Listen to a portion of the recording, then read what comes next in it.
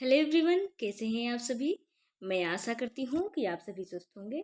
आपके लिए बिहार लोक सेवा आयोग द्वारा आयोजित उच्च माध्यमिक विद्यालय अध्यापक की जो परीक्षा होने वाली है उसके लिए प्रैक्टिस सेट लेकर आए हैं। जिन लोगों का बायोलॉजी सब्जेक्ट है जिसमें जूलॉजी और बॉटनी से प्रश्न पत्र पूछे जाते हैं उन लोगों के लिए ये प्रैक्टिस सेट है। और यदि आप चैनल पर नए हैं तो प्लीज़ चैनल को सब्सक्राइब कर लीजिएगा, क्योंकि ऐसे ही डेली प्रैक्टिस सेट इस चैनल पर करवाए जाते हैं। तो चलिए बिना देरी किए हम अपने प्रश्न को देख लेते हैं।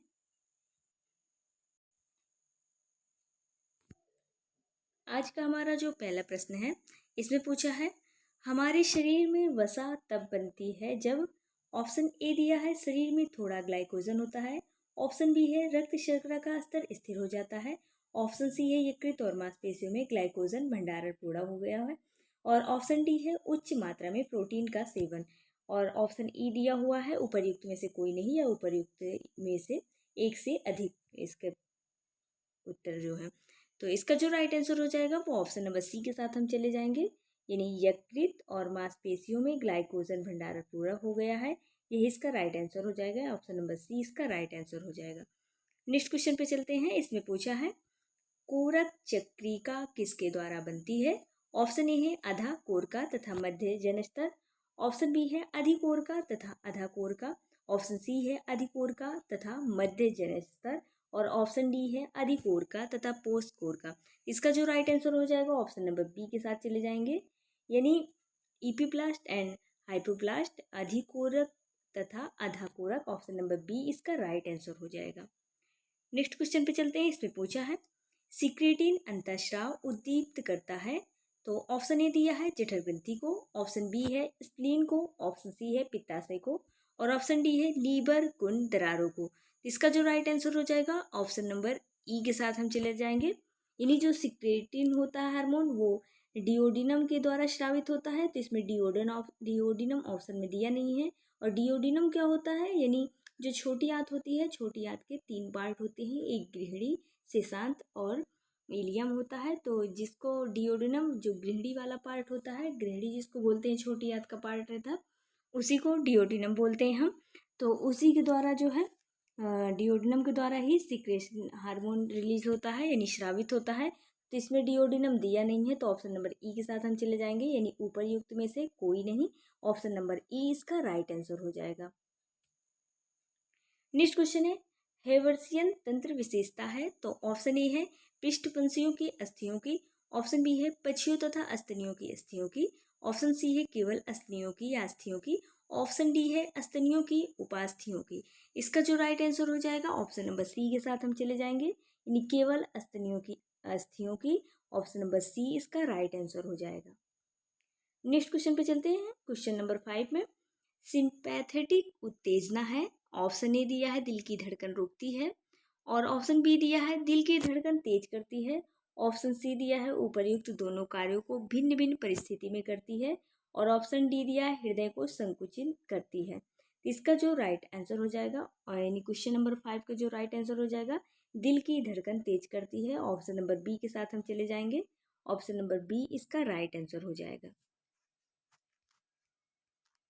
नेक्स्ट क्वेश्चन पूछा है। इसमें पूछा है, रक्त में प्रोटीन उपापचय के टूटने वाले उत्पादों के संचय को कहा जाता है। तो ऑप्शन ए है एनूरिया कहा जाता है, या ओलिगोरिया कहा जाता है, या यूरेमिया कहा जाता है।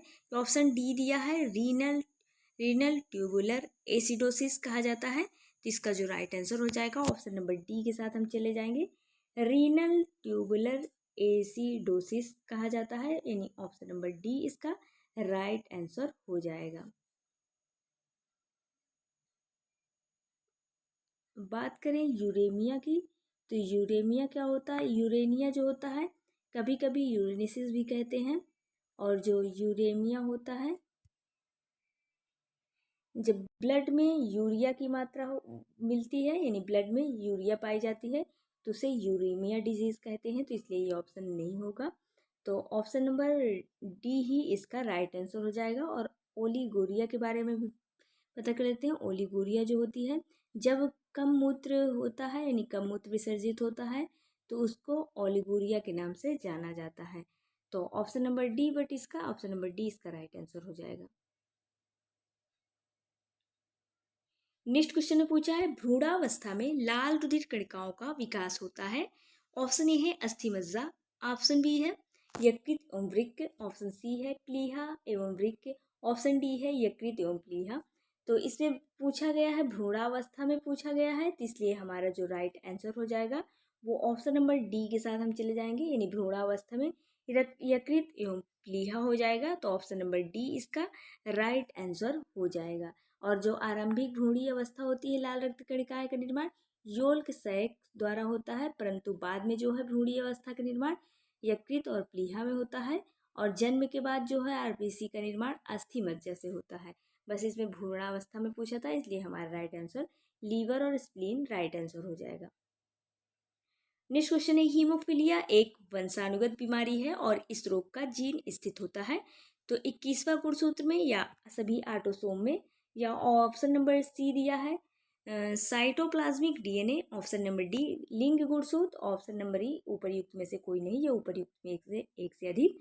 इसका जो राइट आंसर हो जाएगा ऑप्शन नंबर डी के साथ चले जाएंगे। इन हीमोफीलिया जो बीमारी होती है वंशानुगत होती है, तो लिंग गुणसूत्र के द्वारा हो जाएगा।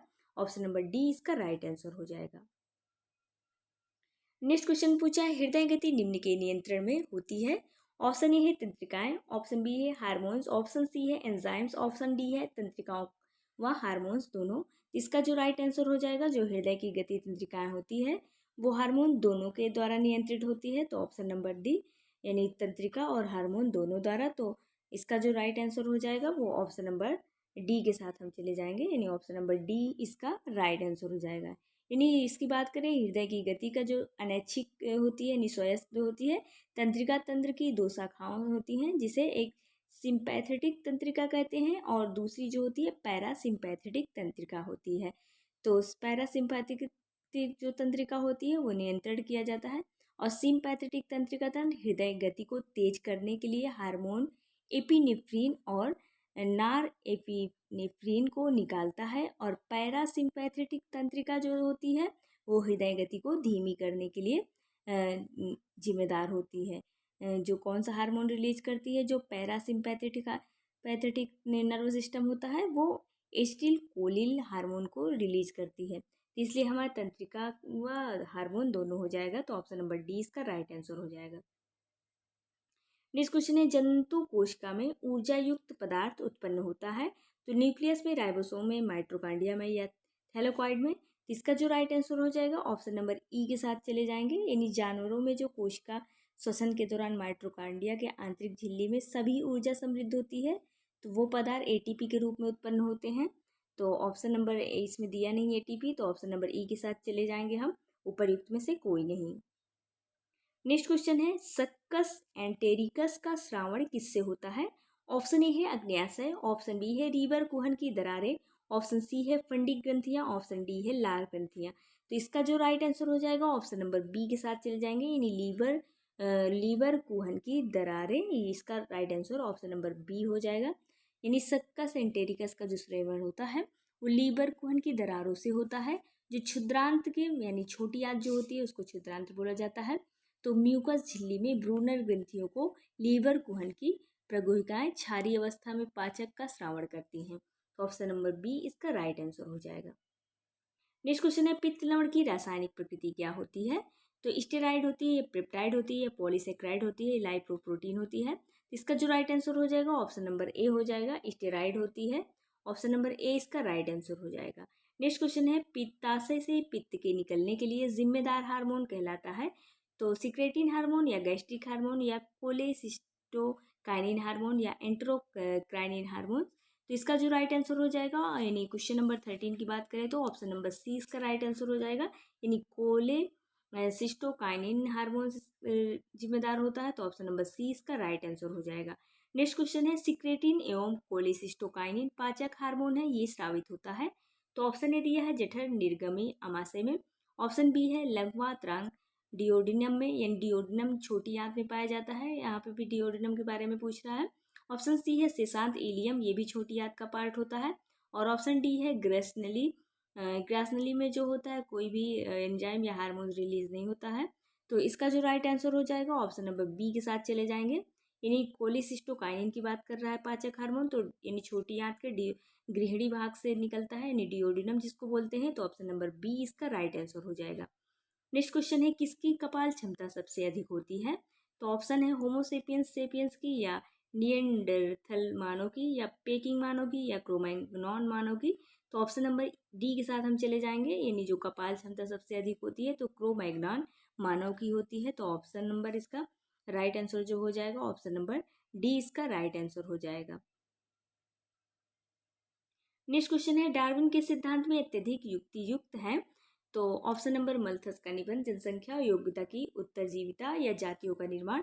क्वेश्चन नंबर 16 का जो हमारा राइट आंसर हो जाएगा, ऑप्शन नंबर डी, जातियों का निर्माण। ऑप्शन नंबर डी के साथ हम चल जाएंगे, यही इसका राइट आंसर हो जाएगा। नेक्स्ट क्वेश्चन है, किस गैस का उपयोग स्टैनले और मिलर ने अपने प्रयोग में नहीं किया था? तो ऑप्शन ए है हाइड्रोजन, ऑप्शन बी है मीथेन, ऑप्शन सी है अमोनिया। तो हाइड्रोजन, मीथेन और अमोनिया तीनों का ही प्रयोग किया था, तो ऑप्शन नंबर डी सही हो जाएगा इसका राइट आंसर। यानी ऑक्सीजन का प्रयोग नहीं किया था, तो ऑप्शन नंबर डी ऑक्सीजन इसका राइट आंसर हो जाएगा।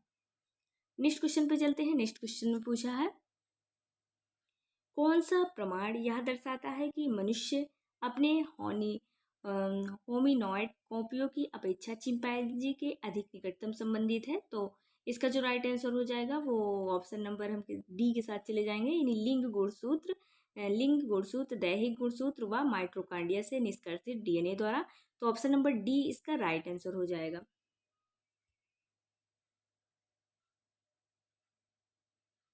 नेक्स्ट क्वेश्चन पूछा है 19 में, कुछ जातियों में पाए जाने वाले समजात अंगों का कार्य स्पष्ट नहीं होता, ये क्या कहलाते हैं? तो ऑप्शन ए दिया है अल्प विकसित अंग, ऑप्शन बी दिया है प्रसुप्त अंग, ऑप्शन सी है वोमन अंग, ऑप्शन डी है ओसेसी अंग। तो इसका जो राइट आंसर हो जाएगा क्वेश्चन नंबर 19 का, ऑप्शन नंबर डी हो जाएगा, यानी ओसेसी अंग कहलाएंगे। तो ऑप्शन नंबर डी इसका राइट आंसर हो जाएगा। नेक्स्ट क्वेश्चन है, इनमें से कौन सा समृद्धि अंग है? तो कीटों के पंख तथा पक्षी के पर। ऑप्शन बी दिया है घोड़ों के अग्रपात और मानवों के हाथ, चमगादड़ों के पंख तथा पक्षियों के पर, और ऑप्शन डी है मछली के पंख तथा पेंगुइन के ओर। तो इसमें समृद्धि के बारे में पूछा है, समृद्धि क्या होता है? इन्हीं जो कीटों के पंख तथा पक्षियों के पर समृद्धि अंग के उदाहरण है, जो समरूपता को दर्शाते हैं, यानी समजात अंगों के विपरीत ऐसे अंग होते हैं जो बहुत भिन्न प्रकार से जीवों में परंतु समान दिखाई देते हैं। यानी भिन्नता उनमें होती है बट देखने में जो है वो समान दिखाई देते हैं, इसलिए राइट आंसर हमारा ए के साथ चले जाएंगे, यानी कीटों के पंख और पक्षियों पंख दिखने में तो वो हमें समान दिखाई देते हैं बट उसमें भिन्नता पाई जाती है, इसलिए राइट आंसर जो होता है समृद्धि अंग हो जाएगा हमारा कीटों के पंख तथा पक्षियों के पर। ऑप्शन नंबर ए इसका राइट आंसर हो जाएगा। नेक्स्ट क्वेश्चन है, विकास की सर्वोत्तम परिभाषा क्या है? तो वांछित गुणों का जनन, ऑप्शन बी है संशोधन युक्त संतानें, ऑप्शन सी है अस्तित्व की लड़ाई, ऑप्शन डी है अपने जैसी संतान उत्पत्ति। तो इसका जो राइट आंसर हो जाएगा ऑप्शन नंबर बी के साथ हम चले जाएंगे, यानी संशोधन युक्त संतानें, ऑप्शन नंबर बी इसका राइट आंसर हो जाएगा। नेक्स्ट क्वेश्चन में पूछा है, अनुवांशिकता निर्मित मानव इंसुलिन प्राप्त होती है? तो सैकेरामाइसिस से, या इकोलाई से, या एसिडोबैक्टर से, या थर्मस इक्वेटिक्स से। तो इसका जो राइट आंसर हो जाएगा इकोलाई से, ऑप्शन नंबर बी इसका राइट आंसर हो जाएगा। नेक्स्ट क्वेश्चन में पूछा, मनुष्य में लिंग से जुड़ा हुआ जीन किसके द्वारा प्रस्तुत किया जाता है? तो इसका जो राइट आंसर हो जाएगा ऑप्शन नंबर डी के साथ चले जाएंगे। इसमें लिंग से जुड़ा हुआ पूछा है तो लिंग के द्वारा, यानी जो जनरेशन वाइज जो होता है, तो ऑप्शन नंबर डी यानी वर्णांधता जीन इसका राइट आंसर हो जाएगा। मनुष्य में जो लिंग से जुड़ा हुआ जीन होता है वर्णांध्र जीन द्वारा प्रस्तुत किया जाता है। इस रोग में व्यक्ति के जो लाल और हरे रंग का स्पष्ट रूप से समझने में परेशानी होती है, यानी जो लाल और हरे रंग का है वो स्पष्ट रूप से भेद नहीं कर पाता है, इसलिए राइट आंसर जो हो जाएगा ऑप्शन नंबर डी हमारा राइट आंसर हो जाएगा। नेक्स्ट क्वेश्चन है, डीएनए के एक पूरे मोड में होते हैं? तो डीएनए के एक पूरे मोड में क्या होते हैं? नाइट्रोजन बेस पाए जाते हैं, तो कितने होते हैं? वो 10 क्षार युग्म होते हैं, यानी एक जब डीएनए का घुमाव होता है तो इसमें 10 नाइट्रोजन क्षार बेस जो है पाए जाते हैं, तो इसलिए राइट आंसर हो जाएगा 10 क्षार 10 क्षार युग्म, यानी 10 बेस पेयर्स पाए जाते हैं, यानी एडेनिन, गुआनिन, साइटोसिन, एडेनो, ये सब जो होते हैं तो उसी के बारे में बात कर रहा है ये। तो ऑप्शन नंबर डी इसका राइट आंसर हो जाएगा। नेक्स्ट क्वेश्चन पूछा है डीएनए से आरएनए अणु के अनुलेखन में सम्मिलित रो तत्व होता है। तो ऑप्शन ए है न्यूक्लियोसाइड, ऑप्शन बी दिया है धात्विक आयन, option C hormones, option D protein. इसका जो राइट आंसर हो जाएगा ऑप्शन नंबर डी के साथ चले जाएंगे, यानी प्रोटीन इसका राइट आंसर हो जाएगा। नेक्स्ट क्वेश्चन पूछा है सूक्ष्म नलिका में उप इकाइयों की संख्या होती है। तो 2 होती है, 10 होती है, 11 होती है, 12 होती है। तो इसका जो राइट आंसर हो जाएगा ऑप्शन नंबर डी के साथ हम चले जाएंगे, यानी 12 होती है। तो ऑप्शन नंबर डी इसका राइट आंसर हो जाएगा। नेक्स्ट क्वेश्चन में पूछा है 27 में ऑक्सीडेटिव एंजाइम अधिकतर पाए जाते हैं। तो ऑप्शन ए दिया है लाइसोसोम में, ऑप्शन बी दिया है गोल्जी निकायों में, ऑप्शन सी माइटोकॉन्ड्रिया में, ऑप्शन डी राइबोसोम में। तो इसका जो राइट आंसर हो जाएगा ऑप्शन नंबर सी के साथ चले जाएंगे, यानी माइटोकॉन्ड्रिया में ऑक्सीडेटिव एंजाइम अधिकतर पाए जाते हैं। यानी इसकी जब बात करें तो माइटोकॉन्ड्रिया में ऑक्सीडेटिव एंजाइम पाए जाते हैं और लाइसोसोम में हाइड्रोलेस एंजाइम पाए जाते हैं। यदि लाइसोसोम के बारे में पूछता तो लाइसोसोम में हाइड्रोलेस एंजाइम पाए जाते हैं, बट इसमें माइटोकॉन्ड्रिया ऑक्सीडेटिव की पूछा तो इसलिए माइटोकॉन्ड्रिया इसका राइट आंसर हो जाएगा। नेक्स्ट क्वेश्चन है कोशिकांग जिसमें झिल्ली नहीं होती है। तो ऑप्शन ए है राइबोसोम, लाइसोसोम, ऑप्शन सी है गाल्जिकॉय, माइटोकॉन्ड्रिया। तो इसका जो राइट आंसर हो जाएगा ऑप्शन नंबर ए के साथ चले जाएंगे, लाइसोसोम, गोल्जिका, माइटोकॉन्ड्रिया में झिल्ली होती है, राइबोसोम में नहीं होती। तो ऑप्शन नंबर ए राइबोसोम इसका राइट आंसर हो जाएगा। नेक्स्ट क्वेश्चन है अधिकांश प्रोकैरियोटिक कोशिकाओं में नहीं होता है। तो कोलेस्ट्रॉल या कार्डियोलिपिन या न्यूक्लिक अम्ल या राइबोसोम। इसका जो राइट आंसर हो जाएगा ऑप्शन नंबर ए के साथ हम चले जाएंगे, यानी राइबोसोम जो है प्रोकैरियोटिक कोशिकाओं में नहीं पाया जाता। तो ऑप्शन नंबर डी इसका राइट आंसर हो जाएगा। नेक्स्ट क्वेश्चन है विलय विभव सदैव होता है। तो नकारात्मक, धनात्मक, शून्य या एक होता है। तो इसका जो राइट आंसर हो जाएगा ऑप्शन नंबर ए के साथ चले जाएंगे, हमेशा निगेटिव होता है। तो ऑप्शन नंबर निगेटिव यानी नकारात्मक होता है। तो ऑप्शन नंबर ए इसका राइट आंसर हो जाएगा। नेक्स्ट क्वेश्चन है हाइड्स चेक नेफ्रीडियम पाई जाती है। तो बेलेनोस ग्लोसस में या हर्डमेनिया में या बार्ट्रीलस में या एम्फिऑक्सस में। इसका जो राइट आंसर हो जाएगा ऑप्शन नंबर डी के साथ चले जाएंगे, एम्फिऑक्सस इसका राइट आंसर हो जाएगा। नेक्स्ट क्वेश्चन है उभयचरों में किसी त्वचा में स्केल्स पाए जाते हैं। तो टोड में या साइरेन में या इक्थियोफिस में या प्रोटियस में। इसका जो राइट आंसर हो जाएगा ऑप्शन नंबर सी इक्थियोफस इसका राइट आंसर हो जाएगा, यानी उभयचरों के समान इक्थियोफिस की त्वचा में क्षैतिज झुर्रीदार उभार होते हैं, त्वचा रूपांतरित होती है और स्केल के निर्माण को दर्शाता है। तो राइट आंसर इक्थियोफिस इसका ऑप्शन नंबर सी इसका राइट आंसर हो जाएगा। नेक्स्ट क्वेश्चन है उत्सर्जन से जुड़े बोजानस के अंग निम्न किस जंतु में पाए जाते हैं। तो हीरोडिनेरिया में या पाइला में या पालेमान में या एस्टेरियास में। तो इसका जो राइट आंसर हो जाएगा ऑप्शन नंबर बी के साथ हम चले जाएंगे, पाइला, यानी जो मोलस्का संघ का प्राणी है फाइलम मोलस्का का। तो पाइला इसका राइट आंसर हो जाएगा।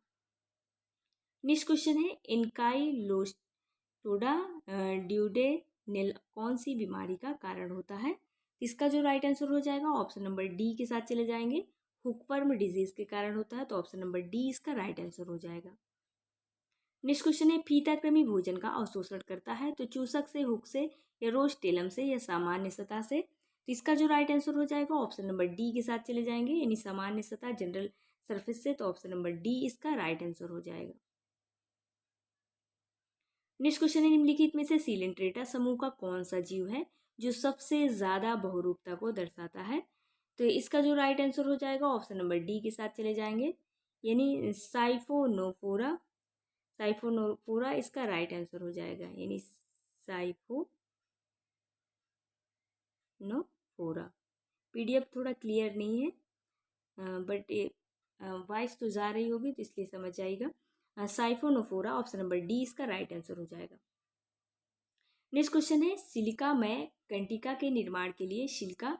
तो इसका जो राइट आंसर हो जाएगा ऑप्शन ए में दिया है स्पंज द्वारा संश्लेषित किया जाता है, ऑप्शन बी है सजीवी शैवालों द्वारा दिया जाता है, ऑप्शन सी है जीवाणुओं द्वारा आपूर्ति किया जाता है, या ऑप्शन डी है स्पंज द्वारा समुद्री जल से निष्कर्षित किया जाता है। तो इसका जो राइट आंसर हो जाएगा ऑप्शन नंबर डी के साथ हम चले जाएंगे, यानी स्पंज द्वारा समुद्री जल से निष्कर्षित किया जाता है।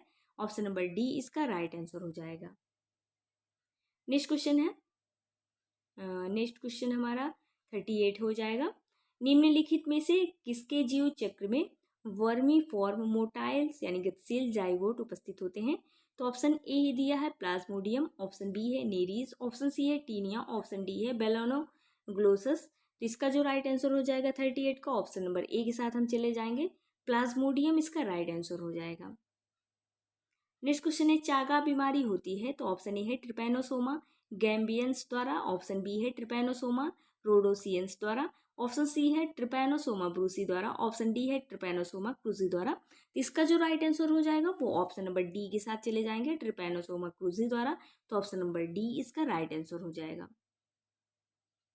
नेक्स्ट क्वेश्चन है निम्नलिखित में से कौन सा शब्द लैटिन भाषा से लिया गया है? Option A Porifera Annelida Mollusca hydra.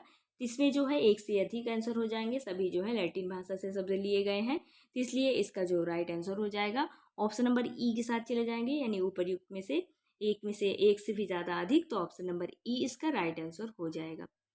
ऐसे ही डेली प्रैक्टिस सेट इस चैनल पे करवाए जाते हैं। अब सेकेंड पार्ट में 40 प्रश्न और करवाए जाएंगे, यानी टोटल आपके 80 नंबर के प्रश्न पूछे जाते हैं, और जिसमें से 80 नंबर आपके सब्जेक्टिव रहेंगे, यानी बॉटनी और जूलॉजी से सब्जेक्ट आते हैं। तो ये हमारे जूलॉजी के प्रश्न थे।